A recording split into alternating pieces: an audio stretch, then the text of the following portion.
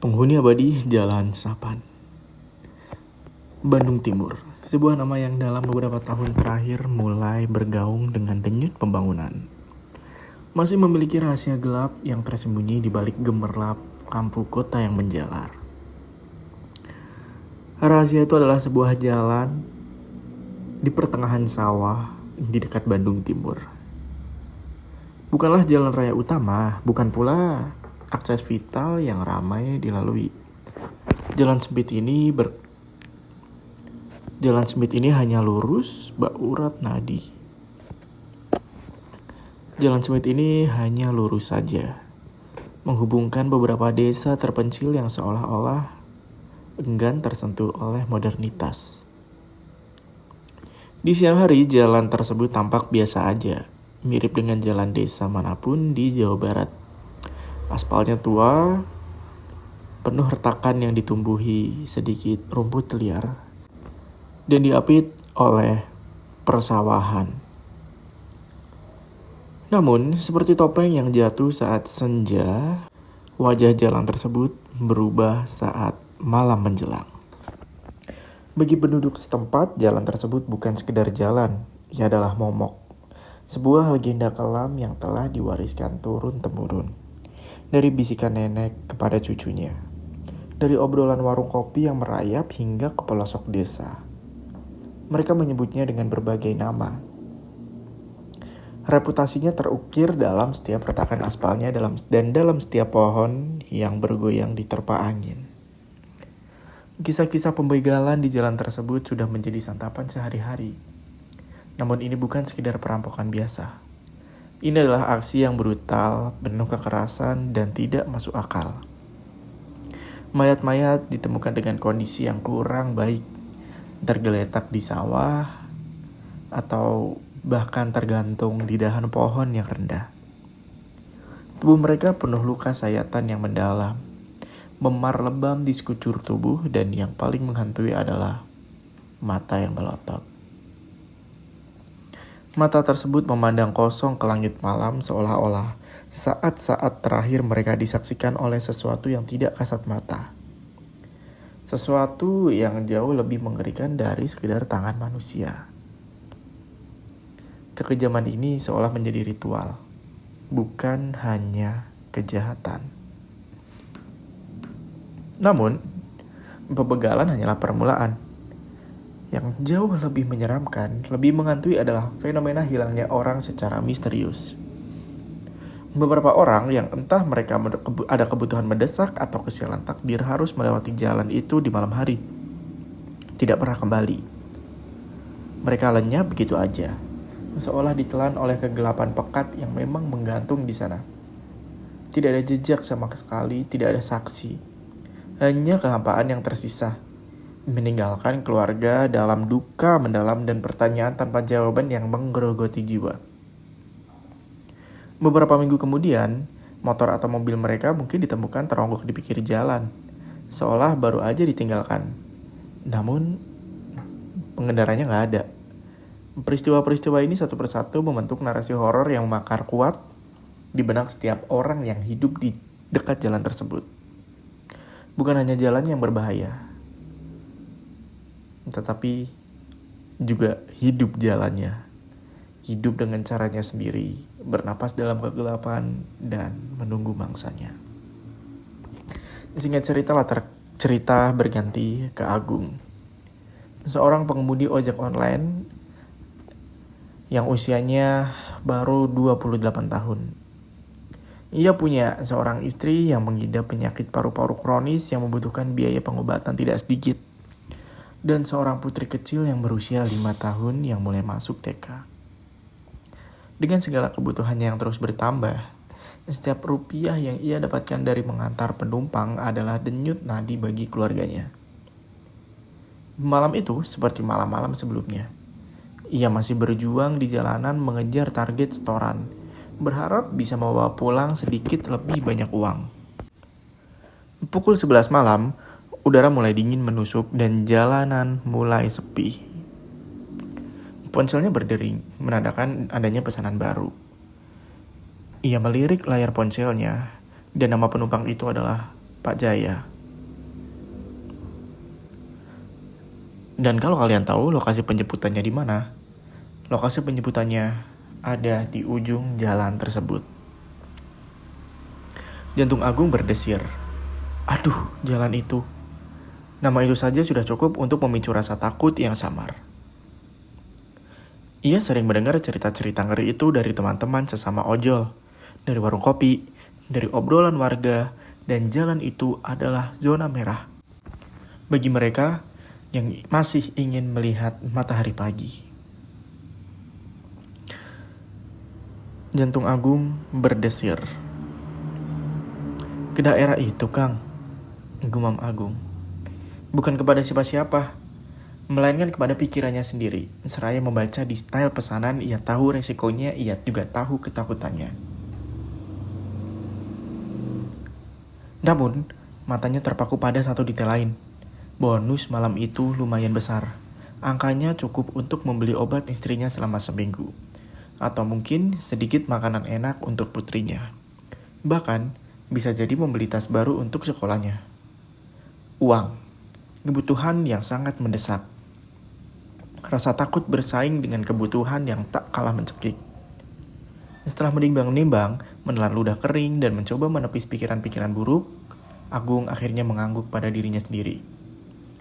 Bismillah, bisiknya. Menyalakan mesin motornya dan deru knalpot memecah kesunyian malam dan melaju perlahan menuju titik penjemputan. Ia tidak punya pilihan. Perjalanan menuju ujung jalan Sapan terasa aneh. Semakin derat, udara terasa semakin dingin. Bukan dingin yang biasa, melainkan dingin yang menusuk tulang. Dingin yang terasa lembab dan berat. Seolah-olah ada sesuatu yang tidak kasat mata menekan atmosfer di sekitarnya. Kabut tipis mulai turun, melayang rendah di atas aspal. Meskipun saat itu seharusnya bukan musim hujan. Bulan tertutup awan pekat, hanya menyisakan keremangan yang menyesatkan. Lampu-lampu jalan juga semakin jarang, dan beberapa di antaranya sudah mati, menyisakan area-area gelap gulita yang menelan cahaya. Sesampainya di lokasi yang ditunjuk di persimpangan yang memang terlihat tak terurus, Agung tidak melihat siapapun. Hanya semak belukar yang gerak-gerak samar diterpa angin malam. Ia pun mematikan mesin motornya, kesunyian pun merayap. Hanya suara jangkrik yang memecah keheningan dan detak jantungnya sendiri yang terdengar memburu. Ia menunggu, dan menunggu. Merasakan dingin yang semakin menusuk. Lalu, dari balik semak gelap yang lebat, yang membentuk bayangan-bayangan aneh di bawah sorot samar lampu motor, muncul sebuah sosok. Laki-laki tua, tinggi kurus, posturnya juga sedikit membungkuk. Ia memakai jas hujan robek yang warnanya sudah pudar dan kotor. Seolah-olah sudah lama tak dicuci atau bahkan tak pernah dilepas. Wajahnya pusat pasi, seperti adonan tepung yang tidak berdarah. Yang paling mengerikan adalah bola matanya. Bola mata yang terlihat redup, kosong, seperti lampu yang nyaris padam. Hanya mengikat kilat samar dari sisa-sisa kehidupan di dalamnya. Mata itu tidak memancarkan apapun emosi, hanya kehampaan yang tidak berujung. Agung ya, suaranya serak. Berat seperti gesekan pasir di antara bebatuan atau seperti bisikan angin yang berhembus melalui celah makam tua. Suara itu terasa dingin, menusuk hingga tulang sumsum Agung. Agung pun mengangguk. Betul Pak, mau kemana? Ia mencoba terdengar profesional. Menyembunyikan getaran ketakutan yang mulai menjalar di tubuhnya. Ke ujung jalan, rumah saya di dekat situ, jawab pria itu singkat tanpa ekspresi. Kata tersebut terasa seperti cambuk di telinga Agung. Ia pernah mendengar nama itu, ladang mati. Tempat di mana rumor mengatakan mayat-mayat begal disembunyikan, tempat yang dikeramatkan oleh aura kematian. Rasa tidak enak yang tadi hanya samar kini tumbuh menjadi firasat buruk yang mencekam. Namun, Agung mencoba mengabaikannya. Profesionalisme, uang, kebutuhan, ia menarik napas dalam, mengangguk dan mempersilahkan pria itu untuk naik. Pria itu pun naik dengan gerakan lambat, hampir tidak bersuara dan duduk di jok belakang. Berat tubuhnya terasa ringan, seolah-olah ia hanya bayangan aja. Singkat cerita, mereka melaju, dan malam pun semakin pekat. Kabut semakin tebal dan keheningan yang menyesakkan menyeliputi mereka. Suara mesin motor Agung adalah satu-satunya melodi yang memecah kebisuan. Namun, bahkan suara itu pun terasa diserap oleh kegelapan. Lampu motor hanya menyorot lurus ke depan, menembus kabut yang seolah tidak berujung. Agung mencoba fokus pada jalan. Namun, ia merasakan sesuatu yang aneh. Ia merasa seperti harus melewati tempat yang sama berulang-ulang kali. Ini ada jalan tersebut. Ia tahu jalan ini. Harusnya lurus. Namun ada keanehan. Ada pohon waru besar di sisi kiri jalan dengan batang yang melilit dan dahan-dahan yang menjulur seperti lengan-lengan kurus. Lalu, tak jauh dari situ, ada batu nisan tua yang miring. Sebagian tertutup lumut dan semak belukar. Seolah-olah sebuah kuburan tanpa nama. Kemudian, ada jembatan lapuk yang selalu berdering nyaring setiap kali ia melewatinya. Seolah mengeluh di bawah beban roda. Pohon waru, batu nisan, dan jembatan. Pohon waru, batu nisan, dan jembatan. Lagi dan lagi, lingkaran yang tidak berujung.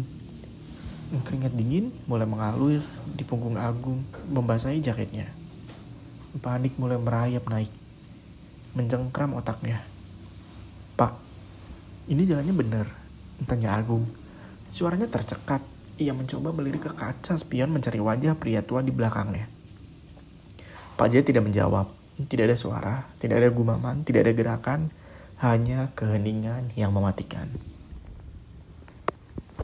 Agung menoleh ke belakang. Pandangannya kosong. Bangku belakang kosong. Pria itu menghilang, lenyap tiba-tiba. Jantung Agung pun berdetak liar, memukul-mukul rusuknya seolah ingin keluar. Darah berdesir panas di telinganya. Ia pun ngerem mendadak, mencicitkan ban di atas aspal yang basah dan motornya hampir terjungkal. Matanya liar mencari-cari berputar ke segala arah, merembus kabut dan kegelapan. Tapi hanya ada kehampaan. Semak belukar yang bergoyang pelan, pohon-pohon yang berdiri kaku seperti siluet hantu, dan kabut tebal yang menelan segalanya. Ia mencoba berbalik arah, namun jalan di belakangnya sudah berubah. Tidak ada persimpangan, tidak ada jembatan kayu yang berderit, dan tidak ada pohon waru besar. Hanya kegelapan dan jalan yang sama, membentang lurus, seolah ia terjebak dalam sebuah lukisan surreal yang terus berulang. Jalan itu seolah hidup, melilitnya, menolaknya untuk kembali. Panik pun mencekik. Agung merogoh ponselnya, mencoba menyalakan GPS dan tidak ada sinyal. Pesan itu muncul di layar seolah mengejeknya. Ia mencoba menelpon istrinya, teman ojolnya, bahkan polisi juga tidak ada sama sekali. Di situ memang tidak ada jaringan. Ia benar-benar terputus dari dunia luar. Dalam keadaan linglung, gemetar, ketakutan, ia tidak punya pilihan lain selain terus melaju. Berharap dengan sisa-sisa akal sehatnya, ia akan menemukan perkampungan, sebuah tanda kehidupan, sebuah jalan keluar dari labirin gelap ini. Motor Agung terus melaju, membelah kabut dan gelapnya yang semakin pekat. Setiap putaran roda terasa semakin menyeret masuk ke dalam inti kegelapan jalan sapan. Udara terasa semakin berat, semakin dingin, dan entah mengapa berbau aneh. Bau tanah basah yang bercampur dengan busuk yang samar seperti bangka yang tersembunyi. Lalu, suara-suara mulai muncul dari kegelapan. Pertama, itu adalah langkah kaki di semak-semak. Samar namun jelas, seperti ada sesuatu yang bergerak mengikutinya. Bersembunyi di antara bayangan pohon dan semak belukar. Bunyi gemerisik dedaunan kering, ranting-ranting yang patah seolah-olah ada makhluk tak terlihat yang mengkuntitnya dari balik tirai malam. Kemudian, datanglah bisik-bisikan. Samar, berdesir seperti angin yang membawa pesan-pesan asing. Bisikan itu terasa sangat dekat, namun seolah-olah berbicara tepat di samping telinganya. Ia tidak bisa menangkap kata-katanya, namun nada-nada itu terasa aneh. Bukan seperti suara manusia, lebih mirip dengungan serangga raksasa atau desisan ular. Bisikan itu bergema di kepalanya, mencoba menyesatkan, mencoba menakut-nakuti. Yang paling mengerikan adalah tangisan anak kecil dari kejauhan. Sebuah tangisan yang pilu, putus asa, seolah-olah seorang anak tersesat dan sendiri dalam kegelapan. Tangisan itu datang dari arah yang tidak jelas. Kadang di depan, kadang di belakang, kadang sisi kanan. Lalu pindah ke kiri, itu adalah suara yang paling menusuk hati, paling memancing naluri, paling menakutkan karena ia menyentuh sisi kemanusiaan agung. Ia teringat putrinya. Namun, di antara semua suara mengerikan itu, datang klimaksnya. Tiba-tiba lampu motornya mati total. Gelap total. Tidak ada seberkas cahaya pun yang tersisa di situ. Seolah-olah mata Agung dibutakan secara paksa. Ia melaju dalam kehampaan dan hanya mengandalkan ingatan otot dan naluri yang kini sepenuhnya dikuasai rasa takut. Ia nyaris menabrak sesuatu. Motornya oleng. Namun ia berhasil menyimbangkannya dengan susah payah. Agung gemetar, keringat dingin membasahi seluruh tubuhnya. Tangannya meraba-raba saku jaketnya mencari ponsel. Ponsel adalah satu-satunya harapan untuk cahaya, untuk memecah kegelapan yang mencekik ini. Jari-jarinya gemetar saat ia menekan tombol power. Layar ponselnya menyala, memancarkan cahaya biru redup yang nyaris tak berarti di tengah kegelapan jalan itu. Namun, cukup untuk memantulkan sesuatu. Cukup untuk menunjukkan apa yang ada di belakang. Di layar ponselnya terpantul sebuah bayangan.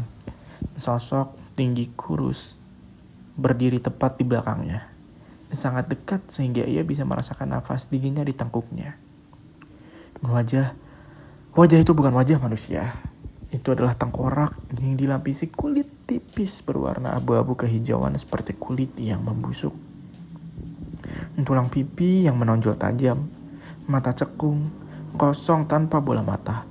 Hanya menyisakan lubang hitam yang tak berdasar dan mulutnya pun terbuka lebar sangat lebar. Seolah tidak berujung seperti jurang yang siap menelan apapun. Tidak ada gigi, hanya kegelapan yang tak berdasar di dalamnya. Sosok itu tidak bergerak, tidak bersuara, dan hanya berdiri memandang menunggu. Sebelum sempat menjerit, sebelum otaknya sempat memproses kengerian yang terpampang di depan matanya, semuanya gelap total, lebih gelap dari sebelumnya. Ponselnya mati, kesadarannya lenyap, yang tersisa hanyalah bisikan terakhir yang bergema di telinganya. Kau tak akan pernah keluar. Keesokan harinya, matahari terbit, namun tidak membawa terang bagi Agung. Warga setempat yang kebetulan melintasi jalan tersebut di pagi hari menemukan motor Agung tergeletak di semak-semak. Jauh dari jalan utama, seperti sengaja dilempar ke sana si Agung. Mesinnya masih hangat, seolah-olah baru saja digunakan. Namun, Agung sang pemilik tak pernah ditemukan. Tidak ada jejak darah, tidak ada jejak kaki yang mengarah kemanapun. Seolah-olah ia menguap di telan udara menghilang tanpa sisa. Pencarian besar-besaran dilakukan. Keluarga Agung dibantu warga desa dan pihak kepolisian menyisir setiap jengkal jalan sapan dan hutan di sekitarnya. Mereka berharap menemukan setidaknya petunjuk, sehelai kain atau bahkan bekas luka. Namun tidak ada apa-apa. Hanya kehampaan yang semakin memperparah duka istri dan putrinya. Namun, di jok belakang motor tergeletak sebuah benda yang membuat bulu kuduk semua orang berdiri. Sebuah jas hujan robek. Persis seperti yang dikenakan oleh pria tua dalam cerita Agung kepada temannya. Sebelum ia pergi, jas hujan itu basah. Meskipun tidak ada hujan semalam, dan yang paling mengganggu, jas hujan itu berbau tanah busuk. Bau yang sama seperti yang dirasakan Agung sebelum kegelapan menelannya. Benda itu adalah satu-satunya petunjuk. Satu-satunya saksi bisu dari kengerian yang terjadi. Sebuah peringatan bisu. Setelah peristiwa hilangnya Agung, cerita-cerita tentang jalan tersebut kini semakin berkembang. Para pengemudi malam, khususnya pengemudi ojek atau truk yang terpaksa lewat di sana, mulai berbagi kisah yang menyeramkan. Bukan lagi hanya tentang pembegalan, tetapi tentang perasaan tersesat yang aneh. Beberapa orang mengaku setiap kali melewati jalan tersebut di atas pukul 10 malam, mereka akan melihat pria tua melambai di pinggir jalan. Penampilannya persis seperti deskripsi Agung. Kurus, pucat, memakai jas hujan robek, dengan mata yang redup. Jika mereka berhenti, pria itu akan meminta tumpangan ke ladang mati. Dan siapapun yang berani membawanya, tak akan pernah sampai tujuan. Mereka semua hilang seperti Agung. Yang lebih menghantui adalah kesaksian dari mereka yang berhasil selamat. Mereka bercerita tentang pengalaman-pengalaman tersesat di jalan yang seolah-olah lurus itu. Saya tahu, jalan Sapan itu lurus, Mas. Lurusnya gak banyak belokan, lurus aja. Ujar seorang pengemudi truk yang trauma setelah melewati jalan itu. Tapi pas malam rasanya kayak diputar-putar. Saya yakin udah ngelewatin jembatan itu berkali-kali. Lewat pohon besar itu berkali-kali juga. Kayak ada yang muter setir saya dari dalam. Lalu tiba-tiba lampu saya mati. Padahal baru diganti. Lalu seorang pedagang sayur bernama Ibu Siti yang terpaksa melewati jalan tersebut setiap dini hari juga menceritakan hal serupa. Saya udah sering lewat sana, Mas. Udah hafal. Tapi malam itu rasanya kayak saya jalan di tempat yang sama terus. Saya lihat rumah kosong itu terus lagi. Saya putar balik, ketemu lagi. Jalan itu kayak hidup, Mas. Gak mau ngelepasin saya. Bukan hanya soal putaran jalan, ada juga cerita tentang kabut tebal yang tiba-tiba muncul. Membuat jarak pandang menjadi nol. Lalu suara-suara aneh mulai terdengar. Bisikan nama, tangisan bayi, atau bahkan tawa melengking yang membuat bulu kuduk berdiri. Mereka yang bertahan berhasil kabur setelah mesin motor atau mobil mereka tiba-tiba hidup kembali secara ajaib. Atau mereka menemukan diri mereka sudah berada di jalan lain. Tanpa tahu gimana mereka bisa sampai ke sana. Trauma yang mendalam adalah satu-satunya oleh-oleh dari perjalanan itu. Dan yang lebih menyeramkan, ini yang paling menghantui warga adalah klaim bahwa orang-orang yang menghilang di jalan tersebut konon bisa hidup lagi. Tapi bukan sebagai manusia. Tidak ada yang tahu persis kenapa jalan itu jadi seperti itu. Gak ada catatan resmi, gak ada legenda yang bisa ngejelasin secara gamblang. Namun, bisik-bisik dari para sesepuh desa menyebutkan kalau itu memang udah kejadian lama. Dahulu kala di area yang kini disebut ladang mati itu, konon pernah terjadi pembantaian massal yang kelam. Bukan hanya tekanan politik seperti cerita yang beredar, melainkan sebuah peristiwa yang jauh lebih gelap. Beberapa versi menyebutkan itu adalah tempat eksekusi massal warga desa yang dituduh melawan penjajah. Yang lainnya menyebutkan itu adalah lokasi pembuangan korban wabah penyakit mengerikan yang belum teridentifikasi. Yang dikarantina, lalu dibakar hidup-hidup agar penyakit itu tidak menyebar. Atau bahkan ada yang percaya itu adalah tempat ritual kuno yang menumbalkan banyak jiwa untuk memanggil kekuatan jahat. Jalan tersebut masih ada. Ia masih menghubungkan desa-desa terpencil itu. Masih dilapisi aspal tua, masih dikelilingi semak liar dan sawah-sawah. Ia masih digunakan oleh warga yang gak punya pilihan yang harus melewati jalan itu untuk bekerja atau pulang setelah pukul 10 malam. Dan pada saat itu juga, pada jam 10 malam itu, jalanan menjadi sepi, sunyi, dan hanya dihiasi bayangan pohon dan kabut yang menggantung. Bahkan polisi pun yang seharusnya melindungi enggan patroli di sana saat gelap. Seolah mereka tahu ada sesuatu yang tak bisa mereka lawan dengan senjata atau seragam. Mereka hanya bisa mencatat nama-nama baru dalam daftar yang hilang.